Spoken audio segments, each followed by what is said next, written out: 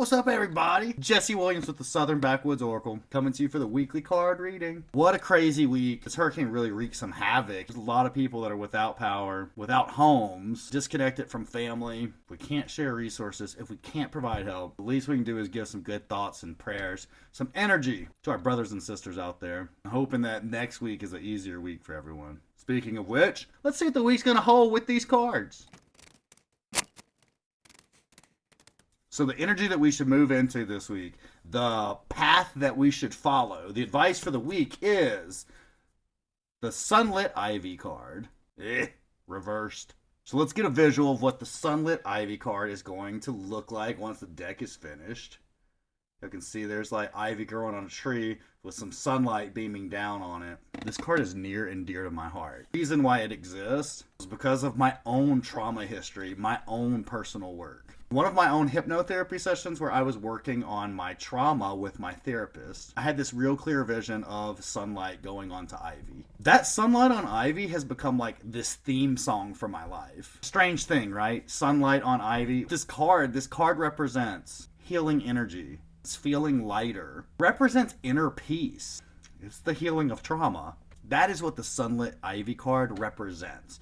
But when it's reversed, it's the Poison Ivy card. It is heavy, grating energy. There's internal heaviness. There is loss of tranquility within our souls. Wow, Jesse, what an optimistic view of the week. No, but hear me out. Some weeks we have weeks of gratitude and healing and just kind of sitting in something really positive and happy. But that's not all there is to life. We also have to have these weeks. We have to have the heavy, grating weeks. It's the weeks that push us towards growth, that wake us up and say, something's got to change, something's got to give. That's this week. I wish I had better news. I wish I could say this week is going to be amazing for everyone, and I have no doubt it will be. When we go through stuff, when we deal with stuff, when we dig up stuff and actually acknowledge it and sit with it and give it breath, yeah, we have a good week at the end. But the getting there is rough. It's like a really long hike. For anyone who's ever done chimney tops in the Smokies, I always use that analogy in therapy. It can be rough, that last like half mile of nonstop steps. It's a strain on the body because you're lifting your body up step after step after step. But what happens at the end?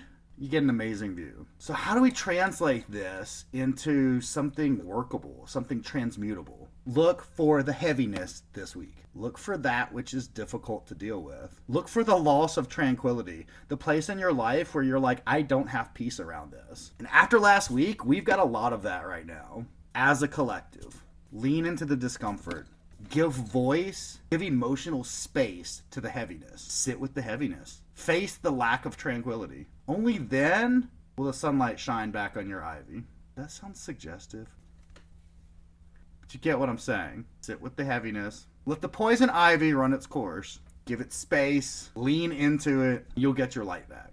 Hope everyone has an amazing week. See you next time.